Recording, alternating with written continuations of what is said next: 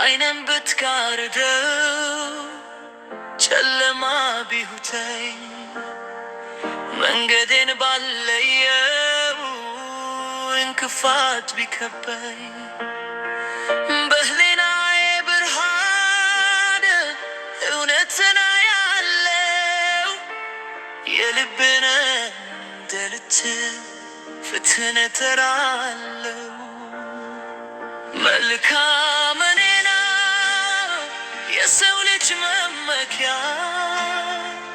ህልው አስተዳደር የሀገር መለኪያ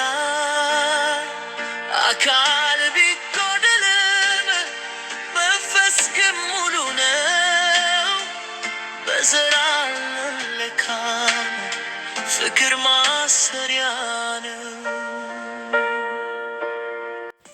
harka jiraattoota magaalaa Bishooftuu arrammoo waa'ee mallattoo nan ibsa. Akkuma beekamutti hirmaattonni filannoo iddoo lamatti qoodamu.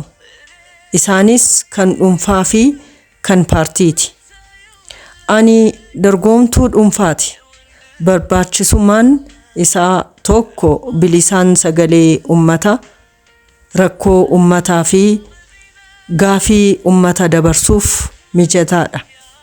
Lammaffaa sagalee paartii otoo hin taane sagalee ummataaf dursaa kennuun hin danda'ama. Sadaffaa yaada dhuunfaas bilisaan ibsachuun hin danda'ama.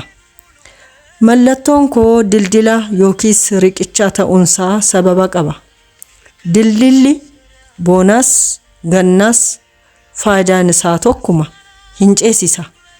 Sibiila ta'uunsaa immoo tokko jabeenyaa argisiisa lammaffaa immoo yeroo dheeraaf tajaajila. Dildilli ummata gara mootummaa immoo gara ummataatti wal qunnamsiisa.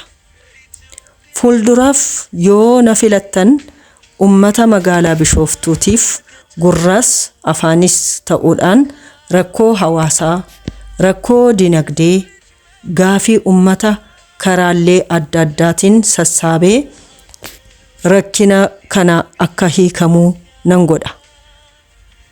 Karaa kanaani dildila ta'ee mootummaa fi hawaasaa gidduu nan hojjedha. Galatooma guyyaa gaarii. ፍቅር ማሰሪያ ነው